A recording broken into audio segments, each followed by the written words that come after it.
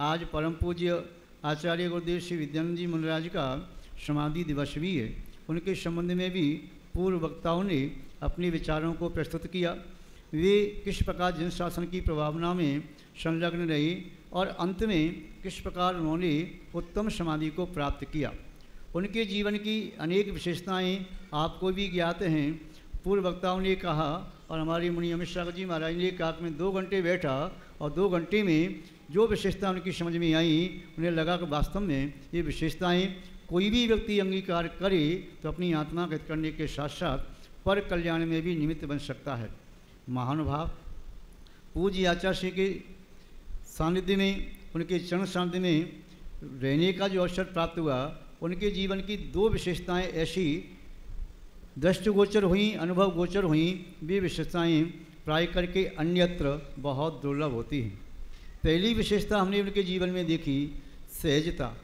उनके जीवन में कोई बनावट नहीं देखी, उनके जीवन में कोई सजावट नहीं देखी, उनके जीवन में कोई मिलावट नहीं देखी, उनके जीवन में कोई कड़वाहट नहीं देखी, उनके जीवन में कहीं गिरावट नहीं देखी। उनका जीवन इन सबसे परे रहा।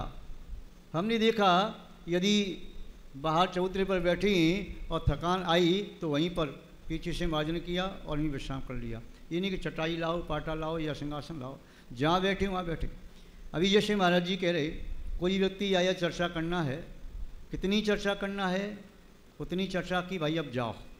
यदि आप नहीं जाते हो तो स्वयं खड़े होकर के दूसरे कमरे में पहुँच गए। तो उनकी ये प्रक्रिया रही। लोग उनको आक्षेप लगाते थे कि महाराज जी के पास सामान्य व्यक्ति के लिए समय नहीं है।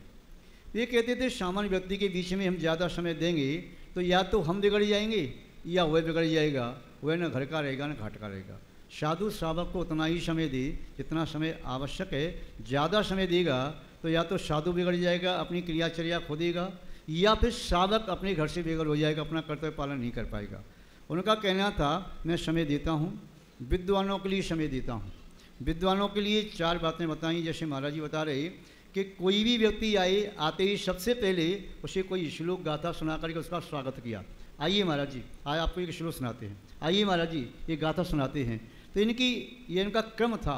या कोई प्रसंग प्रथमान योग का या कोई इतिहास की बातें, जब भी विद्वान आए तो उन्हें खोज करके कोई नई बात बताई और बताते थे महाराज जी आप नहीं जानते हो, ये विद्वान सब जगह जाते हैं और इनको हम कोई आगम की बात बताएंगे, ये 4 जगह 6 जगह 10 जगह 100 जगह कहेंगे तो ये उस विषय को स्मरण में रखेंगे और दूसरे व्यक्तियों का हित होगा। दूसरा कहते कि पूंजीपति व्यक्तियों को समय देते हैं। उन्होंने कहा हाँ मैं पूंजीपति व्यक्तियों को, उद्योगपतियों को समय देता हूँ। यदि उनको समय नहीं दिया गया तो पूंजीपति उद्योगपति जो व्यक्ति हैं उनके बच्चे और पोते निस्संदेह, उन्हें नहीं मालूम धन कैसे कमाया जाता है, पूर्व पुण्य से उन्हें प्राप्त हो गया, वे व्यसनी बन जाएंगे और वे जिन शासन से बहिर्भूत हो जाएंगे, यहाँ तक कि जिन शासन को डुबाने वाले हो जाएंगे। इसलिए उनको समय देना आवश्यक है। उनके धन का सदुपयोग तीर्थ क्षेत्रों की रक्षा में, उनका उपयोग धर्म में लगाने के लिए मैं उन्हें भी समय देता हूँ। तीसरा कहा कि महाराज जी राजनेताओं को समय देते हैं। महाराज जी ने कहा मैं समय उनको भी देता हूँ, क्योंकि राजा राजा होता है। यदि राजा को हमने अपनी धर्म के बारे में समझा दिया तो राजा जिस बात का अनाउंस करता है, उद्घोषणा करता है, उसका प्रभाव पूरी जनता पर पड़ता है। यदि राजा को हमने अपनी बात नहीं समझा पाई, यदि राजा को हमने अपने सिद्धांत नहीं समझा पाए, जो हमारे सिद्धांत तीर्थंकरों द्वारा प्रतिपादित वे सिद्धांत सार्वभौमिक हैं, सार्वजनीन हैं, सार्वकालिक हैं, प्राणीमात्र का कल्याण करने के लिए समर्थ हैं। यदि हम नहीं समझा पा रहे हैं तो वो राजा हमारे सिद्धांतों में शंका करेगा, हमारी चर्या पर शंका करेगा। कोई भी ऐसा नियम प्रतिबंध लगा सकता है जिससे जिन धर्म की प्रभावना तो ठीक है, जो स्थिति है वह भी संकटग्रस्त हो सकती है। इसलिए उनको समझाना भी जरूरी है, उनके लिए समय दिया जाता है। और चौथा मैं समय देता हूँ जो कार्य करता हैं, जो निस्वार्थ भावना से कार्य करने वाले हैं, नाम से दूर, ख्याति से दूर या किसी धन के लोभ से दूर हैं, निस्वार्थ भावना से सेवा करना जानते हैं। और सेवा करते करते महीने बीत गए, किंतु ऐसे भी लोग हैं जिनका नाम मैं नहीं जानता, इनका नाम क्या है, अपनी सेवा करने से मतलब। तो इनको मैं समय देता हूँ। शेष लोग हैं उनको उपदेश भी देता हूँ, दर्शन भी देता हूँ और उनको मार्गदर्शन दिया, बस ठीक भाई अपने घर का काम देखो, मेरा समय खराब मत करो। तो महानुभाव वे सरल और सहज निर्भीक संत रहे।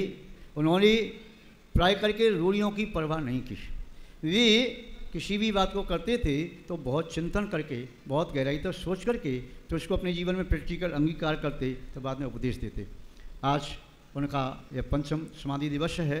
हम उनके चरणों में नमोस्तु निवेदित करते हुए भावना भाते हैं, उन जैसी सहजता, सरलता, उन जैसा ज्ञान, उन जैसी चर्या, आध्यात्मिक वृत्ति यदि हमारे जीवन में आ सके, उनका शतांश सहस्रांश भी आ जाए, तभी हम अपने जीवन को सफल और सार्थक समझें।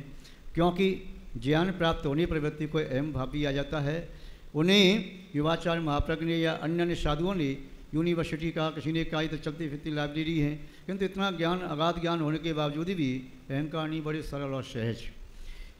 एक बार शुल्का माता जी कुंद कुंद भर्ती में आई और वो बिना आर के आगे विहार कर गई। शाम तक महाराज के मन में विकल्प रहा, यही कहते रहे, देखो शुल्का माता जी बिना हार के चली गई, शुल्का माता जी बिना हार के चली गई, शुल्का माता जी बिना हार के चली गई। तो उनका मन ये वात्सल साधुओं के प्रति, या कोई भी त्यागीवती आई तो सबसे पहले भाई पहले भोजन करो समय से, उसके बाद में अध्ययन में संलग्न रहना। गृह त्याग करके आई हो तो समाज के द्वंद्व बंध में नहीं पड़ना, अपना ज्ञान ध्यान तप, ये 3 हमारे धंधे हैं, इनको ही करना है। उपाध्याय पर जब उन्होंने हमको दिया विश्वासनगर में 17 फरवरी 2002 को, तो उन्होंने एक ही बात कही कि जिनवाणी माँ है, बालक माँ की गोद में रहता है तो संतुष्ट रहता है, चाहे भूखा प्यासा भी क्यों ना हो, और यदि माँ से दूर होता है तो दूध पिला के माँ अलग कर दे तब भी रोता है। ऐसे ही माँ जिनवाणी को अपने पास रखना, रात्रि में सोते समय भी एक डायरी, पेन, एक पुस्तक अपने सिर के पास जरूर रखना। जब नींद खुल जाए तो अपने पढ़ने लगना, अन्यथा ये मन है, इसको नियंत्रण करना बड़ा कठिन है। पढ़ो। और उनकी पुस्तकें, सैकड़ों पुस्तकें जिनमें फ्लैग लगे हुए अंडरलाइन हो रही थी, और बोले मैं पढ़ करके ही अपने समय को धर्म ध्यान में लगाता हूँ। और उनका नियम आचार्य महाविकृति महाराज ने क्षुल्लक दीक्षा के समय दिया था, एक श्लोक नित्य याद करने का। और वह नियम मुझे लगता है 2018-19 तक उनका, या कब तक चला, पर प्राय करके डेली कोई ना कोई श्लोक याद करते थे और सुनाने का भाव रखते।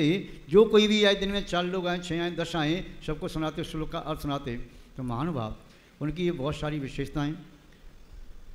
55वां दीक्षा जयंती दिवस था 2017 में, हमारा चातमस ग्रीन पार्क में था। आचार्य का संकेत था, कमेटी वाली आए के महाराज का कार्यक्रम में चलना में, ठीक है, हम तो वैसी तैयारी जाने के लिए। कार्यक्रम हुआ, बहुत अच्छा कार्यक्रम हुआ। आचार्य से कहा, महाराज जी आप भी अपना 55 वर्ष का मुनि दीक्षा का अनुभव बता दीजिए। पहले तो उन्होंने हाथ से आशीर्वाद दिया, बस कुछ नहीं, बस ठीक है, ठीक। हम लोगों ने व्याग्रह किया।